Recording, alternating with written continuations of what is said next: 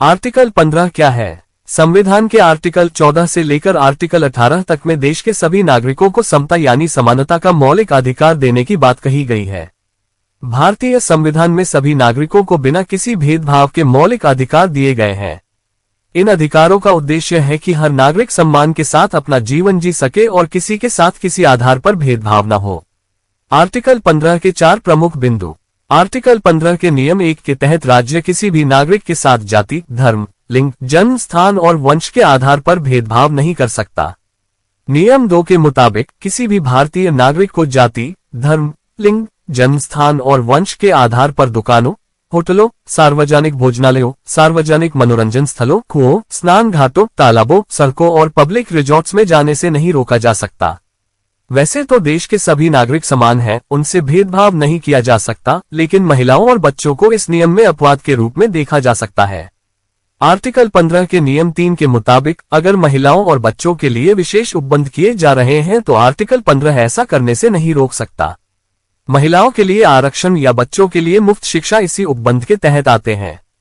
इस आर्टिकल के नियम 4 के मुताबिक राज्य को सामाजिक और शैक्षिकी रूप से पिछड़े तथा SC, ST, OBC के लिए विशेष उपबंध बनाने की छूट है। क्यों हो रहा है विवाद?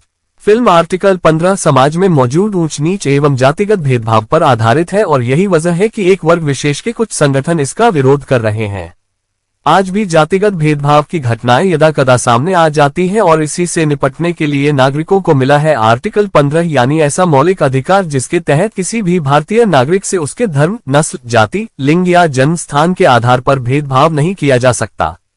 सरकार और समाज की यह जिम्मेदारी है कि ऐसा कोई भेदभाव न होने दे। आज भी जाति और धर्म के नाम पर आर्टिकल 15 का सबसे ज्यादा उल्लंघन किया जाता है। महानगरों और बड़े शहरों में रहने वाले लोगों को लगता है कि जाति और धर्म के नाम पर अब भेदभाव लगभग खत्म हो गया है, लेकिन सच तो यह है कि देश के कई हिस्सों में इस तरह का भेदभाव अभी भी होता है। जाति और धर्म को लेकर समाज में सदियों। नागरिक अधिकार संरक्षण अधिनियम 1955 the protection of civil rights act 1955 इस कानून के माध्यम से किसी भी रूप में अस्पृश्यता अर्थात छुआछूत का आचरण करने वाले को दंड देने का प्रावधान है। वर्ष 1955 में अस्पृश्यता अपराध अधिनियम 1955 बनाया गया था। यह अधिनियम 1 जून 1955 से प्रभावी हुआ था, लेकिन अप्रैल 1965 में गठित इलाया पेरुमल समिति की अनुशंसाओं के आधार पर 1976 में इसमें व्यापक संशोधन किए गए तथा इसका नाम बदलकर नागरिक अधिकार संरक्षण अधिनियम 1955 protection of civil rights act 1955 कर दिया गया था। यह संशोधित अधिनियम 19 नवंबर 1976 से प्रभावी हुआ और यह भारतीय संविधान के अनुच्छेद 17 के अस्पृश्यता उन्मूलन संबंधी प्रावधानों के अनुरूप है। अनुसूचित जाति एवं अनुसूचित जनजाति अत्याचार निवारण अधिनियम 1989 scheduled castes and scheduled tribes prevention of atrocities act 1989 यह अन्य बातों के साथ साथ अनुसूचित जातियों और अनुसूचित जनजातियों के लोगों के प्रति होने वाले अपराधों को रोकने, ऐसे अपराधों के अभियोजन के लिए विशेष न्यायालय बनाने तथा राहत देने और ऐसे अपराधों के शिकार लोगों के पुनर्वास के लिए प्रावधान करने वाला एक अधिनियम है। इस कानून को और प्रभावी बनाने के लिए वर्ष 2015 में इसमें संशोधन किए गए तथा ये 26 जनवरी 2016 से लागू हुआ। हिंदू उत्तराधिकार अधिनियम 1956 हिंदू सक्सेशन एक्ट 1956 इस अधिनियम में बताया गया है कि जब किसी हिंदू व्यक्ति की मृत्यु बिना वसीयत किए हो जाती है तो उसकी संपत्ति को उसके वारिसों, परिजनों या रिश्तेदारों में कानूनी रूप से किस तरह बांटा जाएगा। अधिनियम में मृतक के उत्तराधिकारियों को अलग अलग श्रेणियों में बांटा गया है और मृतक की संपत्ति में उनको मिलने वाले हिस्से के बारे में भी बताया गया है। ये कानून जन्म से हिंदू, बौद्ध, जैन तथा सिख या ऐसा कोई व्यक्ति जिसने इनमें से कोई धर्म अपना लिया हो पर लागू होता है। वर्ष 2005 में इस कानून में संशोधन किया गया तथा संपत्ति के मामले में पुत्रियों को भी बराबर का हक दिया गया। सर्वोच्च न्यायालय ने भी स्पष्ट किया कि हिंदू उत्तराधिकार संशोधित अधिनियम के तहत 9 सितंबर 2005 को जीवितकर्ताओं की जीवित पुत्रियों को संपत्ति में हिस्सा लेने का अधिकार है। इस बात से अंतर नहीं पड़ता कि ऐसी पुत्रियों का जन्म कब हुआ है। मातृत्व लाभ अधिनियम 1961 मैटरनिटी बेनिफिट एक्ट 1961 यह अधिनियम मातृत्व के समय महिला के रोजगार की रक्षा करता है और मातृत्व लाभ का हकदार बनाता है, अर्थात अपने बच्चे की देखभाल के लिए पूरे भुगतान के साथ उसे काम से अनुपस्थित रहने की सुविधा देता है। यह अधिनियम 10 या उससे अधिक व्यक्तियों को रोजगार देने वाले सभी प्रतिष्ठानों पर लागू होता है। वर्ष 2017 में इस अधिनियम में संशोधन किए गए। इसके तहत कामकाजी महिलाओं को 2 बच्चों के लिए मातृत्व लाभ की सुविधा 12 सप्ताह से बढ़ाकर 26 सप्ताह और 2 से अधिक बच्चों के लिए 12 सप्ताह कर दी गई है। कमीशनिंग मदर और अडॉप्टिंग मदर को 12 सप्ताह का मातृत्व लाभ मिलेगा तथा घर से काम करने की सुविधा दी गई है। इसके साथ 50 या उसके अधिक कर्मचारियों वाले प्रतिष्ठानों में क्रेच का अनिवार्य प्रावधान किया गया है। कार्यस्थल पर महिला यौन उत्पीड़न रोकथाम, निषेध और निवारण अधिनियम 2013 sexual harassment of women at workplace prevention, prohibition and redressal act 2013 संविधान के अनुच्छेद 14, 15 और 21 के अंतर्गत लिंग समानता की गारंटी में यौन उत्पीड़न से सुरक्षा और प्रतिष्ठा के साथ कार्य करने का अधिकार शामिल है।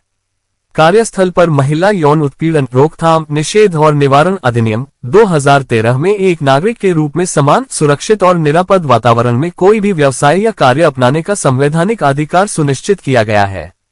इसके लागू हो जाने के बाद विभिन्न कार्यों में महिलाओं की भागीदारी पर दूरगामी सकारात्मक प्रभाव पड़ा है तथा महिलाएं आर्थिक रूप से सशक्त बन रही हैं। ये कानून समय के अनुकूल है और कार्यस्थल पर यौन उत्पीड़न से निपटने में यह उचित सहायता प्रदान करता है। सर्वोच्च न्यायालय ने वर्ष 1997 में ऐतिहासिक विशाखा बनाम राजस्थान सरकार मुकदमे का निर्णय देते समय ऐसे कानून की कमी महसूस की थी। दिव्यांगजन अधिकार अधिनियम 2016 rights of persons with disabilities act 2016 इस अधिनियम में दिव्यांगजनों के अधिकारों और विशेष अधिकारों की रक्षा के लिए व्यापक प्रावधान किए गए हैं। इन प्रावधानों में सेवाओं में आरक्षण बढ़ाना और अधिनियम के तहत दिव्यांगता की अतिरिक्त 14 श्रेणियों को शामिल किया गया है। इन 14 श्रेणियों में एसिड अटैक पीड़ित, थैलेसीमिया, हेमोफीलिया, अवरुद्ध विकास, सीखने की असमर्थता और पार्किंसन बीमारी भी शामिल हैं। नए प्रावधान और दिव्यांगता की श्रेणियां वर्ष 2007 के संयुक्त राष्ट्र समझौते की सिफारिशों के अनुरूप तय की गई हैं। भारत इन सिफारिशों पर हस्ताक्षर कर चुका है। मानसिक स्वास्थ्य अधिनियम 2017 the mental health care act 2017 यह अधिनियम मानसिक स्वास्थ्य के इलाज के तरीके को बदलने का प्रयास करता है और यह सुनिश्चित करता है कि हमारा कानून दिव्यांग व्यक्तियों के अधिकारों पर संयुक्त राष्ट्र सम्मेलन UNCRPD के अनुरूप हो। यह अधिनियम काफी व्यापक है और इसका उद्देश्य मानसिक रूप से बीमार लोगों को मानसिक स्वास्थ्य देखभाल एवं सेवाएं मुहैया कराना है। साथ ही देखभाल एवं सुविधाएं देते समय ऐसे लोगों के अधिकारों की रक्षा करना और उन्हें बढ़ावा देना भी इसके उद्देश्यों शामिल है। इसके तहत मानसिक रोगियों के अधिकार, अग्रिम निर्देश, केंद्रीय और राज्य मानसिक स्वास्थ्य अथॉरिटी, मानसिक स्वास्थ्य प्रतिष्ठान, मानसिक स्वास्थ्य समीक्षा आयोग और बोर्ड, आत्महत्या को अपराध की श्रेणी से अलग करना तथा बिजली के झटके की उपचार पद्धति को निषिद्ध करना आदि प्रावधानों की व्यवस्था की गई है। देश में हर वर्ष हजारों फिल्में बनती हैं और इनमें से कुछ समय समय पर चर्चा तथा विवाद का विषय बन जाती हैं। इसी कड़ी में हाल ही में रिलीज हुई अनुभव सिन्हा और गिंगर शंकर निर्देशित फिल्म आर्टिकल 15 लगातार चर्चा में बनी हुई है।